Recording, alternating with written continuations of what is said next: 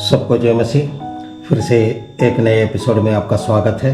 पिछले एपिसोड में मैंने ये बताकर बंद किया था कि जो जेक का जीवन नहीं बिताता उसका नाम जीवन का पुस्तक में से काटा जाएगा। आपका मन फिराव के बाद आपका नाम जीवन के पुस्तक में लिखा था, लेकिन उसके बाद अगर आप जेक का जीवन नहीं बिताते यानी मन फिराव के योग्य फल नहीं लाते तो आपका नाम जीवन का पुस्तक में से मिटा दिया जाएगा। मैं ये वीडियो देखने वाला मसीही विश्वासी भाई बहनों से पूछना चाहता है कि अब आप में से कितना लोग अपने सीने में हाथ रख करके धैर्य के साथ में ये बोल सकता है कि हमारा नाम अभी भी जीवन का पुस्तक में अंकित है, मिटाया नहीं गया है। आप स्वयं जांचें और परमेश्वर को जवाब दें। यह बताने का कारण यही है, बहुत लोग ये समझ बैठे हैं कि वो भी कलीसिया के अंदर है।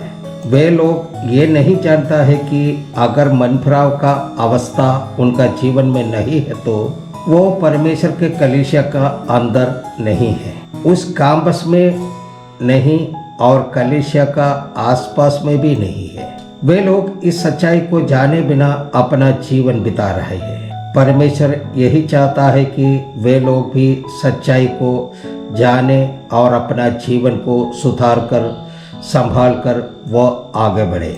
और एक साधारण रीति से एक सवाल करता है लोग, मरा हुआ व्यक्ति के लिए जो प्रार्थना है मूल उपदेश में है जैसे नामधारी मसीह लोग करते हैं, तो इसका नामधारी मसीह लोग जो परंपरागत कलीसिया में है, ये सवाल पूछने का मतलब यही है, जब एक व्यक्ति अपने शरीर में रहते समय जो पाप उसने किया है उससे वो मन फिराव नहीं किया, वो व्यक्ति मरने के बाद उनके लिए प्रार्थना करने से उनके विश्वास के आधार पर उनका पाप का क्षमा हो जाता है।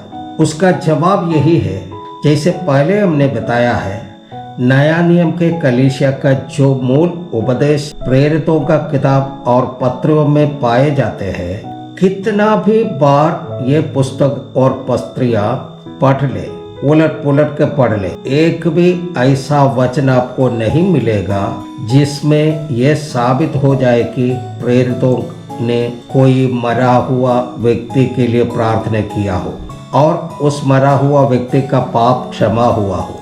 इस पर वे लोग एक सवाल करता है, पहला कुरिन्थियों किताब का 15 का 29वां वचन में ऐसा लिखा है, जो लोग मरे हुओं के लिए बपतिस्मा लेते हैं वे क्या करेंगे? जवाब भी उसी वचन में ही है। उस वचन को हम लोग पढ़ते हैं, नहीं तो जो लोग मरे हुओं के लिए बपतिस्मा लेते हैं वे क्या करेंगे? यदि मुर्दे जी उड़ते ही नहीं तो फिर क्यों उनके लिए बपतिस्मा लेते हैं? यहाँ पर भी प्रार्थना के बारे में नहीं लिखा है। आपका जानकारी के लिए बता दूं, पौलुस यहाँ पर ऐसे क्यों लिखा है? पहली सदी में प्रेरितों के समय में ही बहुत सारे झूठा उपदेश परमेश्वर के लोगों के बीच में प्रचलित हुआ। प्रेरितों के कामों को पढ़ने के समय उसका 20वां आयत में पौलुस कहता है, प्रेरितों का किताब का 20 का 29 और 30 को पढ़ते हैं, मैं जानता हूँ कि मेरे जाने के बाद फाड़ने वाले भेड़िए तुम में आएंगे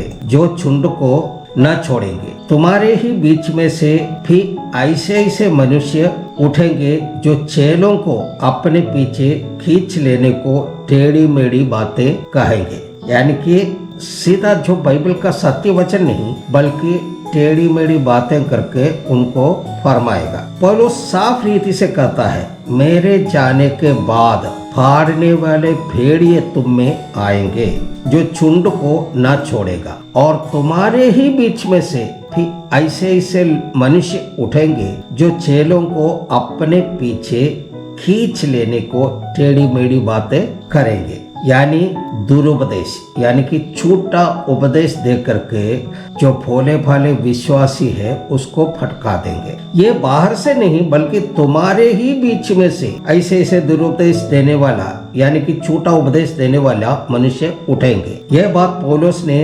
चेतावनी के रूप में दे दिया है। लेकिन यहाँ पर देखते हैं पहले सदी में ही सत्य उपदेश के विपरीत, मूल उपदेश के विपरीत, प्रेरितों के उपदेश के विपरीत उपदेश दे दे करके अपने पीछे खींचने के लिए फाड़ने वाला भेड़िए उठेंगे। यीशु मसीह के पीछे नहीं, प्रेरितों के पीछे नहीं, सत्य उपदेश के पीछे नहीं। जैसे पौलुस ने कहा था, वैसे ही पहले सदी में ही अनेक लोग उठ के खड़े हो गए थे। ऐसे लोगों के बारे में बाइबल में लिखा है। उसमें से एक विभाग के बारे में ऐसे लिखा है, ये प्रकाशित वाक्य का पुस्तक में 2:15 में ऐसे लिखा है, वैसे ही तेरे यहाँ कितने तो ऐसे हैं जो निकुलवियों की शिक्षा को मानते हैं। पहले सदी में निकुलई बोल करके एक झुंड था। एक यहूदी धर्म वाले निकुलवास नाम का एक व्यक्ति के द्वारा स्थापना किया हुआ उपदेशों को मानने वाला एक समूह। हो सकता है यह व्यक्ति स्तेफानोस के साथ में चुना हुआ लोगों के साथ एक निकुलवियस था, वो वही हो, ऐसे कुछ लोगों को मानना है। ये बात आधिकारिक तौर पर नहीं बोल सकते हैं, फिर भी ये निकुलवास के उपदेश को कलीसिया के अंदर रहते हुए कुछ लोग पकड़े हुए थे। मैंने वो निकुलवियों का उपदेश को कुछ लोग, कलीसिया के अंदर का कुछ लोग रखा है, अपने मन में रखा है, अपने उसी को फॉलो करते हैं। अब सवाल ये कि निकुलवियों का उपदेश क्या है। इसमें भी वेद पंडित लोगों का दो अभिप्राय है। पहला अभिप्राय यह है, अपने उपदेश स्वीकार करने के लिए विश्वासियों पर दबाव डालकर उसे मनवाना और विश्वासियों को बंधुआ यानी कि स्लेवर के रूप में बनाए रखना, यानी कि उसको उस ठुंड को छोड़ करके कहीं और जाना नहीं है, उसको पकड़ के रखना है। इसलिए जबरदस्ती उसको ये उपदेश को मानने के लिए कंपल करता है। दूसरा मानना यह है, मनुष्य की शारीरिक अभिलाषाएं हैं, वो केवल मनुष्य का एक कमजोरी है। ये मनुष्य की शारीरिक अभिलाषाएं क्या क्या है, इसको हम विस्तार से यहाँ वर्णन करना नहीं चाहते हैं। जो अभिलाषाएं वो केवल मनुष्य का एक कमजोरी है और उसे पाप का लिस्ट में लाने का जरूरत नहीं है बोल करके शिक्षाएं देते हैं। ये सब मनुष्य का जीवन में आ सकता है, ये तो पॉसिबल है क्योंकि मनुष्य मनुष्य ही है, तो इसीलिए इसको पाप का लिस्ट में लाने का जरूरत नहीं है बोल करके एक उपदेश देने वाला निकुलवियों है, तो उनका उपदेश को मानना। इसी कारण इस उपदेश को मानने वाला लोग अपने इच्छा के अनुसार अपनी मनमर्जी पर जीवन बिताता है। यानी कि एक बार और बोलेंगे तो ये है, जो शारीरिक अभिलाषाएं हैं तो वो एक पाप का रूप में मानने का जरूरत नहीं है, क्योंकि मनुष्य तो शरीर ही है, उस शरीर का अभिलाषाएं बहुत होती है, तो इसलिए उसको पाप के लिस्ट में नहीं ला करके अपने मनमर्जी से जीवन बिता सकता है। पहले सदी में निकुलवियों का ये झुंड था, उसका भिन्नगामी के रूप में आज भी परंपरागत कलीसियाओं में इस तरह का लोग पाए जाते हैं। आजकल हम देखते हैं परंपरागत कलीसियाओं में परमेश्वर का प्रेम से रहित होकर लोगों के ऊपर अपना आधिपत्य जमा कर सभा चलाते हैं। दूसरा लोग मनुष्य की शारीरिक अभिलाषाएं है, वो केवल मनुष्य का एक कमजोरी बता करके पाप को हल्का मानकर अपने इच्छा के अनुसार अपने मनमर्जी पर जीवन बिताने के लिए छूट दे दिया है। छूट देने के बाद वो विश्वासी कलीसिया छोड़ करके नहीं जाएगा, तो इसके लिए छूट दे दिया, वो कलीसिया चलाते रहते हैं। ये लोग सवेरे चर्च जाकर आराधना करते हैं, मैंने उसको दूसरा बोलते हैं कुर्बाना लेते हैं, शाम को घर में आकर के शराब पीना शुरू कर देते हैं। ऐसे ही कलीसियाओं में घुसा हुआ एक दुरुपदेश था, एक छोटा उपदेश था, मरा हुआ व्यक्ति के लिए बपतिस्मा के बिना एक व्यक्ति मर जाएगा, बपतिस्मा के बिना स्वर्ग राज्य में प्रवेश नहीं मिले। ये विश्वास उनके अंदर में था, इसलिए उस मरा हुआ व्यक्ति को स्वर्ग पहुंचाने के लिए, उस मरा हुआ व्यक्ति के लिए उनके नाम से प्रतिपुरुष के रूप में किसी और व्यक्ति बपतिस्मा लेना, ऐसा एक छोटा उपदेश पहली सदी में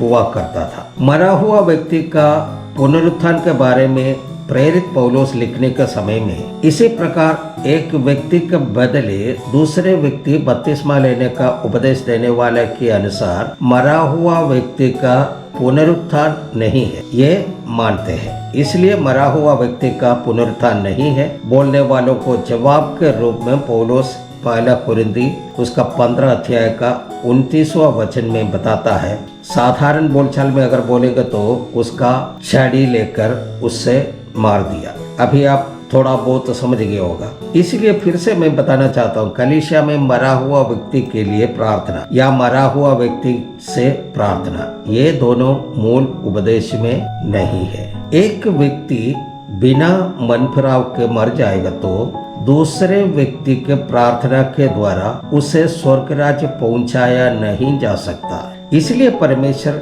यही चाहता है, आप और हम मन फिराव के अनुभव को पाकर, मन फिराव के फल को पाकर एक एक सीढ़ी चढ़ते हुए परमेश्वर की ओर आगे बढ़े। अब मूल उपदेश में दूसरा विषय है बपतिस्मा। ये विषय बहुत सारे वाद विवाद उत्पन्न करने वाला एक विषय है। हो सकता आप लोग इस विषय पर कोई सवाल का सामना नहीं किया होगा, लेकिन हम लोग इस विषय के बारे में प्रचार करते हैं, पढ़ाते हैं, तो अनेकों बार अनेकों सवाल का सामना करना पड़ता है। हो सकता है कल होकर आप भी इन सवालों का सामना करना पड़ सकता है। इसलिए हम आगे जो बताएंगे उसे अपने मन में, अपने हृदय में संयोज कर रखेंगे तो आने वाला समय में इस विषय पर आपसे सवाल करने वालों को अच्छी रीति से जवाब दे सकते हैं। बपतिस्मा के बारे में कई सवाल आज मसीही कलीसियाओं में है, उसको हम एक एक करके